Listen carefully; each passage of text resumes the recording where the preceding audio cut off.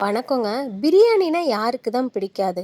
ஒரு சிலர் பிரியாணி கரெக்ட்டா வரமாட்டேங்குது, தண்ணி சரியா வரல, மசாலா கரெக்ட்டா பிடிக்கல அப்படின்னு சொல்லுவாங்க. அந்த மாரி சொல்றவங்களுக்கு இந்த மாரி செஞ்சு பாருங்க. ரொம்ப ஈஸியா செஞ்சிரலாம்.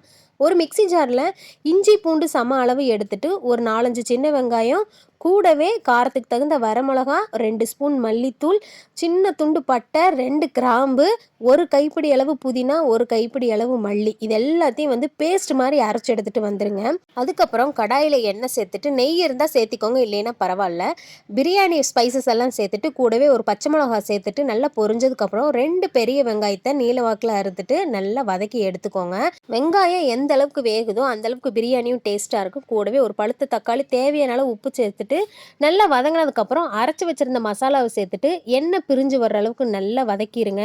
மசாலா பச்சை வாசனையெல்லாம் போயிட்டு, எண்ணெய் பிரிஞ்சு வர்ற அளவுக்கு நல்லா வதங்குனதுக்கப்புறம், கழுவி வச்சிருந்த மட்டன் சேர்த்திக்கோங்க. நான் ஒரு 1/2 கிலோ மட்டன் தான் சேர்த்திக்கிட்டேன்.